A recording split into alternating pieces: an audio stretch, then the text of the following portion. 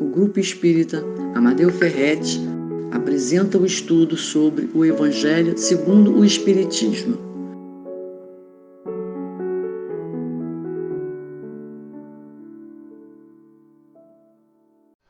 Olá, irmãs e irmãos do Grupo Espírita Amadeu Ferretti e todos aqueles que acessarem esse vídeo em qualquer momento, que todos possam se encontrar bem, em paz, onde quer que estejam.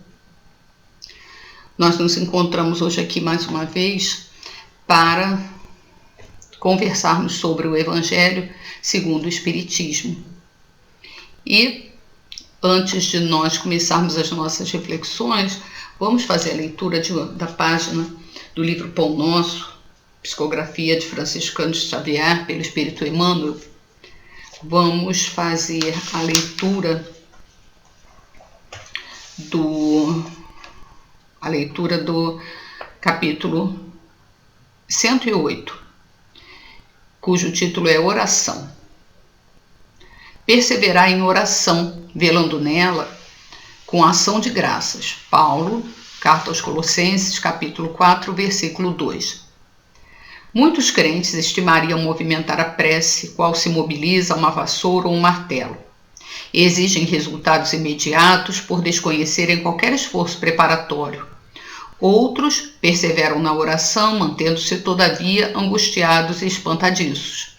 Desgastam-se e consomem valiosas energias nas aflições injustificáveis. Enxergam somente a maldade e a treva e nunca se dignam examinar o tenro broto da semente divina ou a possibilidade próxima ou remota do bem. Encarceram-se no lado mau e perdem por vezes uma existência inteira sem qualquer propósito de se transferirem para o lado bom. Que probabilidade de êxito se reservará ao necessitado que formula uma solicitação em gritaria com evidentes sintomas de desequilíbrio? O concessionário sensato, de início, adiará a solução, aguardando prudente que a serenidade volte ao pedinte.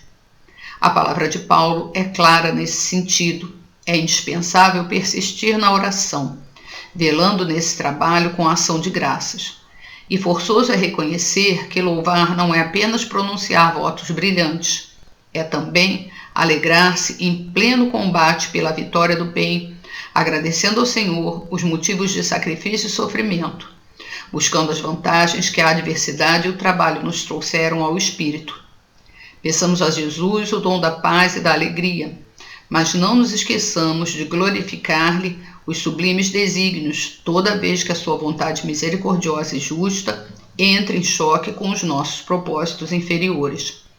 E estejamos convencidos de que oração intempestiva, constituída de pensamentos desesperados e descabidas exigências, destina-se ao chão renovador, qual acontece à flor improdutiva que o vento leva. Então, que nós possamos agora agradecer a Jesus por esse momento que vamos iniciar mais uma reflexão sobre o Evangelho segundo o Espiritismo e pedir que possamos receber as orientações do plano espiritual benfeitor, receber a intuição, a influenciação dos benfeitores amigos espirituais, para que possamos aqui discorrer sobre o assunto da melhor forma possível, com a palavra esclarecedora, apoiada na doutrina espírita. Que assim, Jesus querido, em teu nome e em nome de Deus nosso Pai, possamos iniciar essa nossa atividade dando graças a ti, Jesus, e graças a Deus. Que assim seja. Então, minhas irmãs e meus irmãos, o nosso assunto de hoje está no Evangelho segundo o Espiritismo, capítulo 28, coletânea de preces espíritas, está lá no preâmbulo. Está lá no preâmbulo e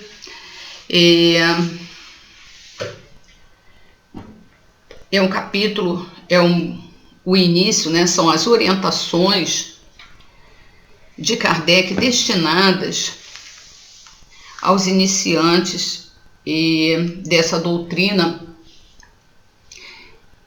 e dessa filosofia que estavam começando a tomar corpo. E aí, por que essas novas orientações? Por que essa preocupação? Então, nós vamos pensar no seguinte: qual era o contexto em que aquelas criaturas que estavam recebendo essas informações estavam envolvidas? De onde é que elas vinham? O que elas receberam durante muito tempo como informação, e aqui elas estavam acostumadas, aqui rituais elas estavam acostumadas, que elas estavam acostumadas a fazer, aqui práticas religiosas elas estavam acostumadas. Então essas pessoas estavam acostumadas, elas estavam vindo de práticas religiosas da Igreja Católica, estavam vindo também do protestantismo, e elas estavam acostumadas a práticas de orações já formuladas, já orações decoradas, repetitivas, fórmulas repetitivas. Elas já estavam acostumadas a isso. Então, Kardec coloca essas novas orientações, mostrando que a prece é um elemento essencial, sim, para vários momentos do cotidiano do espírita, nas reuniões doutrinárias, nas reuniões mediúnicas, no dia a dia do espírita, ao acordar, ao dormir, para se posicionar durante o dia, para se acalmar, para agradecer,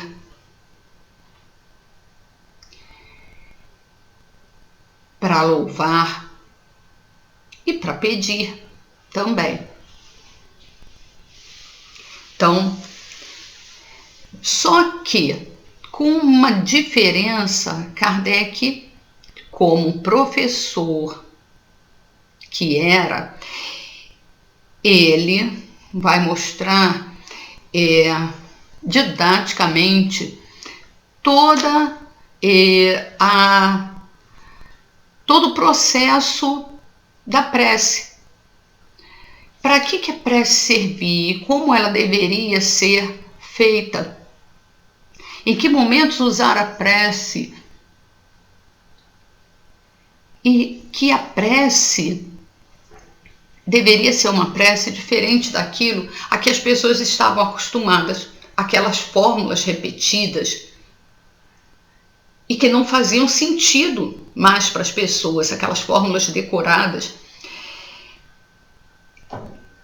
que só eram, como se diz, da boca para fora. Elas, muitas vezes, essas fórmulas tão decoradinhas já, elas nunca saíam de fato do coração das pessoas. Elas já eram fórmulas que já passavam, elas não chegavam a entrar no coração. As pessoas já oravam, já faziam as suas preces como quem repete uma tabuada, por exemplo, como quem repetia uma receita de bolo, ou alguma outra, né, ou recitava um poema, mas sem que aquilo de fato lhe saísse do seu interior, saísse do seu coração. E aí, o Kardec começa assim: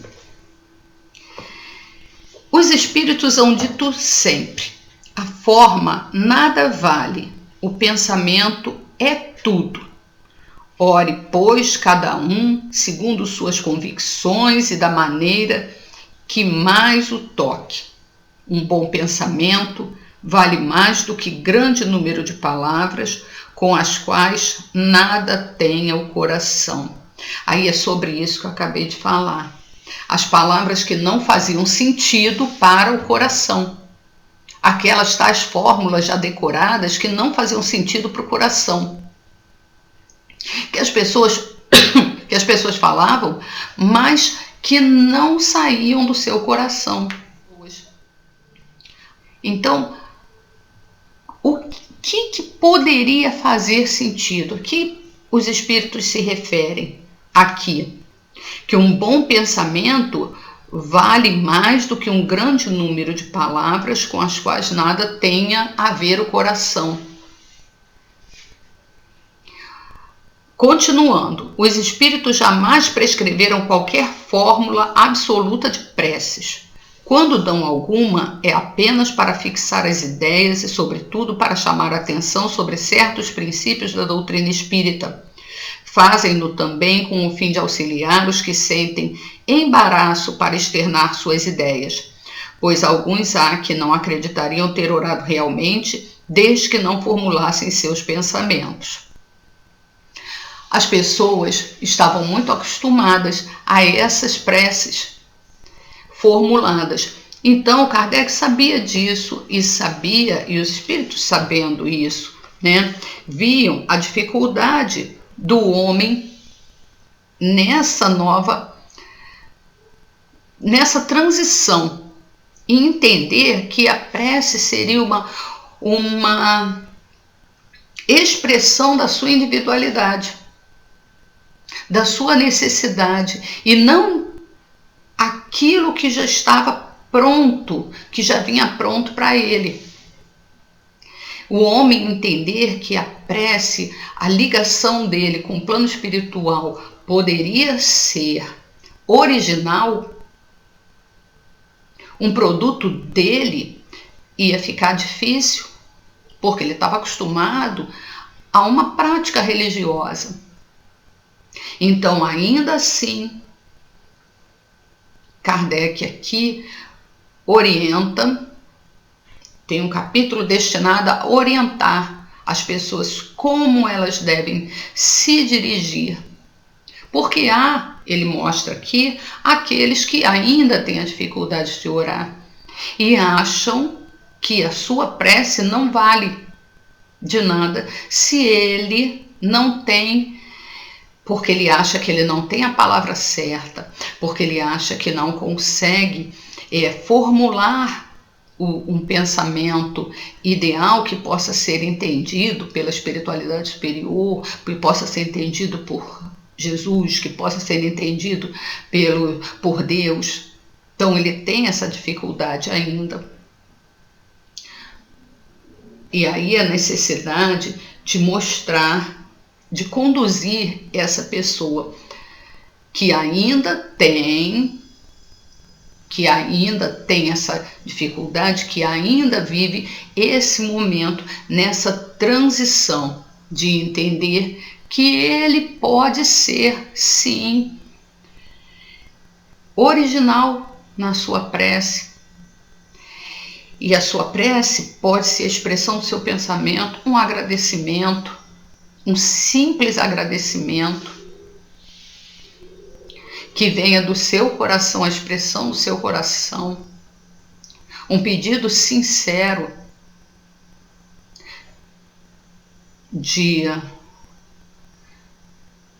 perdão por algo que tenha feito a Deus, né? Um pedido de perdão a Deus por algo que tenha feito, por um pensamento, por uma atitude.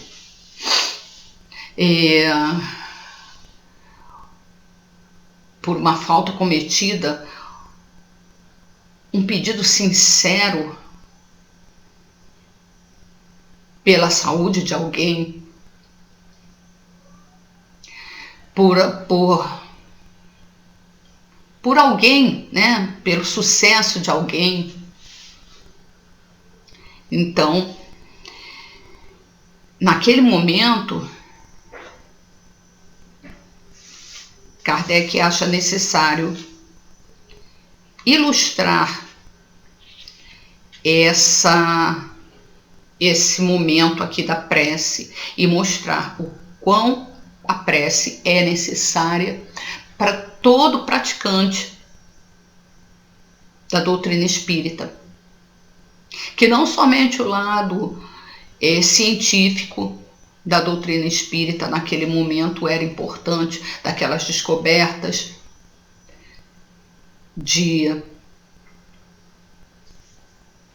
da existência da vida no plano espiritual, a descoberta dos fluidos, né, a existência dos fluidos atuando no plano material, a descoberta da existência do corpo perispiritual, todo o lado filosófico também da doutrina espírita. Então, não era só isso que era, né, deveria ser debatido na doutrina espírita, mas também esse lado da ligação com Deus. Então, para isso tudo, para todos os assuntos da doutrina espírita serem refletidos, para serem conversados, para serem debatidos, outros tantos, especialmente, como as reuniões mediúnicas, por exemplo, não poderíamos excluir a prece dessas reuniões, nem das doutrinárias, nem das mediúnicas. Porque a prece é a abertura para o plano, né, para a influenciação do plano espiritual benfeitor, para esse nosso momento, esse nosso encontro, essa interação, para a ação dos benfeitores amigos espirituais no contexto material. Então, nós temos aqui, continuando nesse preâmbulo, o seguinte: a coletânea de preces que este capítulo encerra representa uma escolha feita entre muitas que os espíritos ditaram em várias circunstâncias. Os espíritos exemplificam as preces. Eles, sem dúvida, podem ter ditado outras, e em termos diversos, apropriadas a certas ideias ou a casos especiais, mas pouco importa a forma, se o pensamento é essencialmente o mesmo. O objetivo da prece consiste em elevar nossa alma a Deus.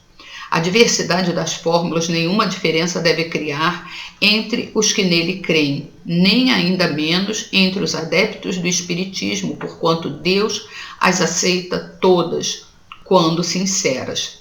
Não há, pois, considerar esta coletânea como um formulário absoluto e único, mas apenas uma variedade no conjunto das instruções que os Espíritos ministram. É uma aplicação dos princípios da moral evangélica desenvolvidos neste livro, um complemento aos ditados deles relativos aos deveres para com Deus e o próximo, complemento em que são lembrados todos os princípios da doutrina. E aí, são exemplificações, ilustrações para mostrar, existem aí, podem dizer, existem aqui então fórmulas, existem modos de como orar, amostragem de como determinados espíritos oram, como eles formulam as suas preces de maneira original, de acordo com a vontade do seu eu de se expressar E nós observamos em algumas obras, por exemplo, as obras ditadas pelo espírito André Luiz, temos vários exemplos de preces em que em algum momento chega um benfeitor espiritual numa determinada reunião e ele faz a sua prece, cada um faz a prece do seu modo, do seu jeito e explana o seu modo, né? Seu modo de falar e de se comunicar com Deus, de louvar, de agradecer, de pedir pela humanidade. Nós vemos diferentes modos de prece nessas obras ditadas pelo espírito André Luiz. E mais adiante, nós temos aqui ainda: o Espiritismo reconhece como boas as preces de todos os cultos, quando ditas de coração, e não de lábios somente. Nenhuma impõe, nem reprova nenhuma. Deus, segundo ele, é sumamente grande para repelir a voz que lhe suplica ou lhe entoa louvores, porque o faz de um modo e não de outro. Quem quer que lance anátema às preces que não estejam no seu formulário provará que desconhece a grandeza de Deus. Crer que Deus se atém a uma fórmula é emprestar-lhe a pequenez e as paixões da humanidade. Condição essencial à prece, segundo Paulo, é que seja inteligível, a fim de que nos possa falar ao espírito. Para isso não basta seja dita numa língua que aquele que ora compreenda. Há preces em língua vulgar que não dizem ao pensamento muito mais do que se fossem proferidas em língua estrangeira, e que por isso mesmo não chegam ao coração. As raras ideias que elas contêm ficam as mais das vezes abafadas pela superabundância de palavras e pelo misticismo da linguagem. Uma prece, ela não precisa de um sem número de palavras. Ela não precisa de um vocabulário precioso.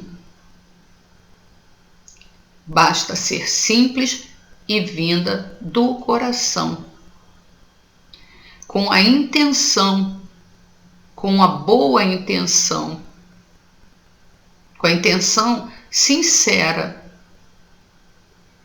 do agradecer, do pedir, do louvar. Essa é a intenção. Não adianta, gritar, não adianta se estender e escolher as palavras mais difíceis, mais rebuscadas, mais preciosas, porque não é isso que impressiona. Não é isso que vai impressionar a Deus. Não é isso que vai causar impacto, não é isso que vai reverberar no plano espiritual. O que vai reverberar é a vibração da nossa sinceridade na prece. Aquela satisfação de, ao deitar, agradecer com toda a sinceridade pelo dia. Ou iniciar amanhã na condução, agradecendo e pedindo pelo seu dia de trabalho, agradecendo ter acordado para mais aquele dia de vida e pedindo pelo seu dia de trabalho, para que você possa ser um legítimo representante da palavra de Deus no mundo, com gestos e atitudes. Com gestos e atitudes. Essa é uma prece também, passar o seu dia em prece com os gestos e atitudes de um filho de Deus, de um verdadeiro filho de Deus. Essa é uma prece excelente. qualidade principal da prece é ser clara, simples e concisa, sem fraseologia inútil, que acabamos de falar, nem luxo de epítetos, que são meros adornos de lantejoulas. Cada palavra deve ter alcance próprio, despertar uma ideia, pôr em vibração uma fibra da alma. Numa palavra deve fazer refletir. Somente sob essa condição pode a prece alcançar o seu objetivo. De outro modo, não passa de ruído. E uma coisa que não deve existir na comunicação é ruído. Porque se existir ruído na comunicação, tem o emissor, tem o receptor e tem o canal. Se houver ruído nesse canal, a mensagem não chega limpa do emissor para o receptor. Se houver ruído. Então,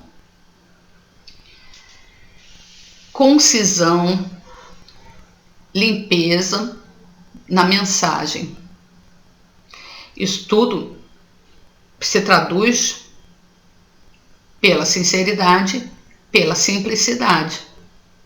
Sinceridade do coração e simplicidade nas palavras, né?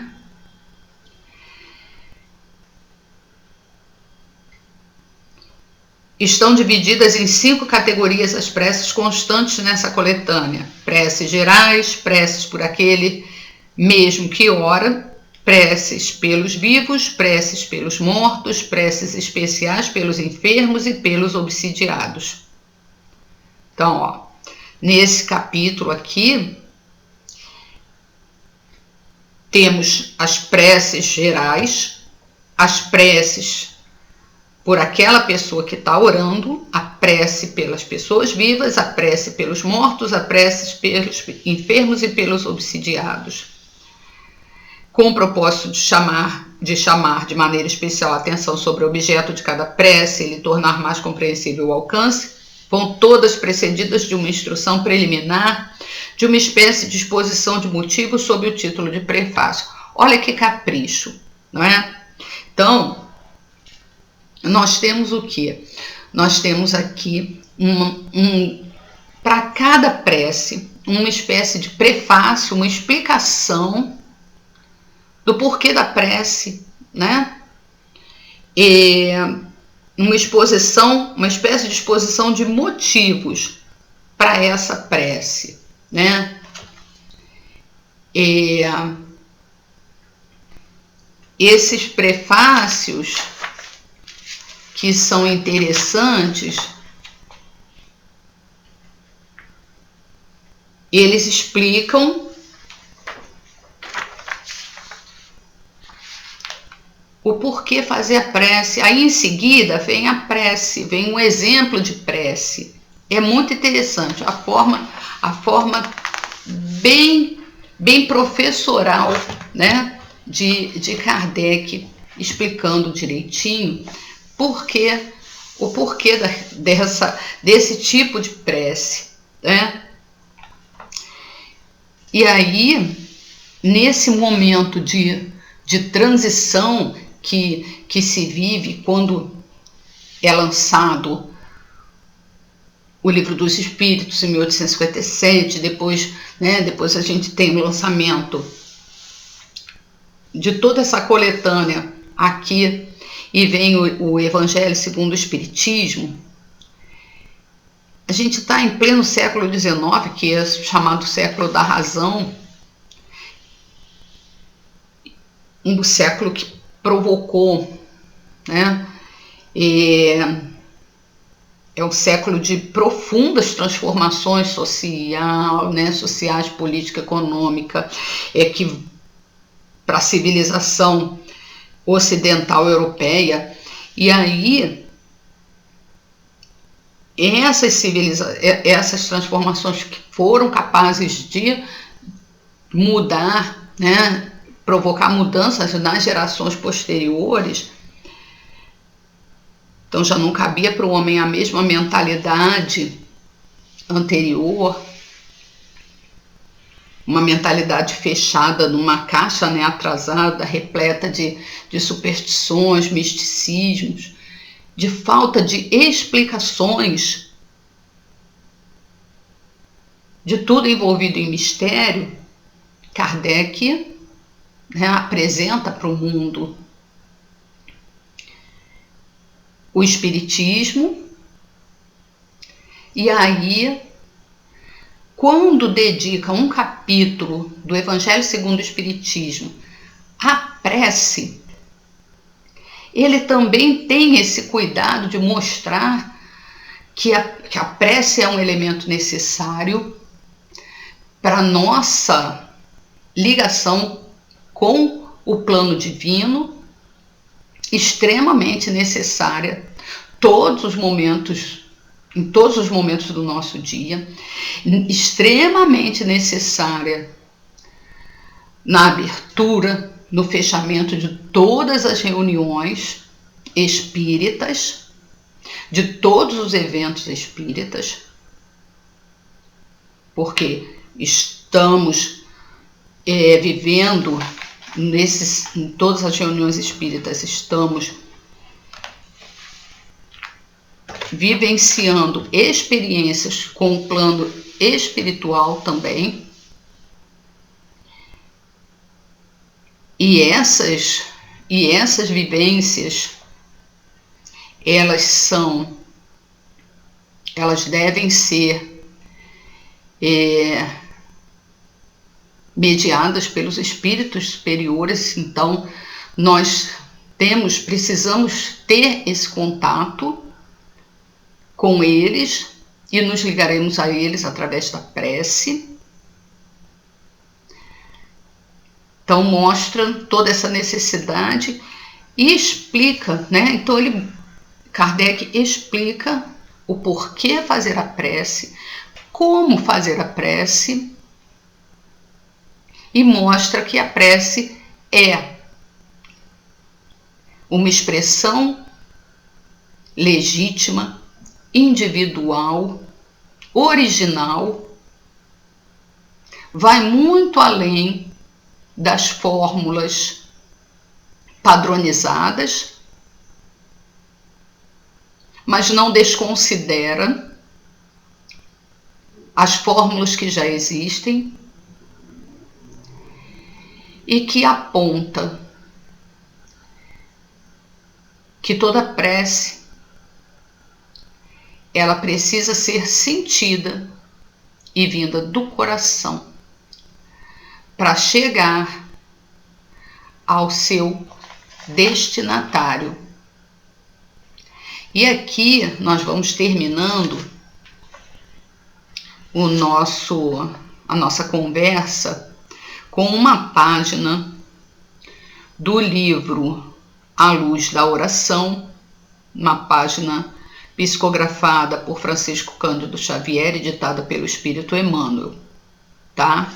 O título da página é Oração Nossa, e diz assim: Senhor, ensina-nos a orar sem esquecer o trabalho, a dar sem olhar a quem, a servir sem perguntar até quando, a sofrer sem magoar, seja quem for, a progredir sem perder a simplicidade, a semear o bem sem pensar nos resultados, a desculpar sem condições, a marchar para frente sem contar os obstáculos, a ver sem malícia, a escutar sem corromper os assuntos, a falar sem ferir, a compreender o próximo sem exigir entendimento, a respeitar os semelhantes sem reclamar consideração, a dar o melhor de nós além da execução do próprio dever, sem cobrar taxas de reconhecimento.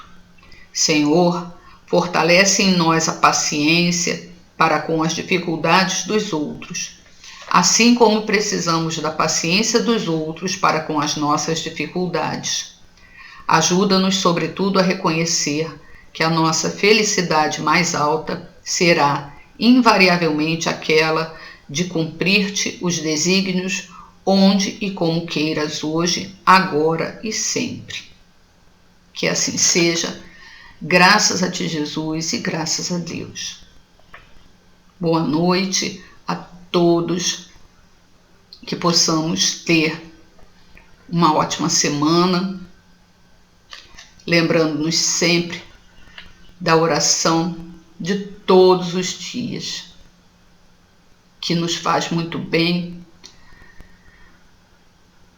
robustece a nossa fé, acompanha os nossos dias e alivia os nossos sofrimentos. Um grande abraço a todos. Convidamos a todos para assistirem à nossa próxima palestra. Aguardamos vocês!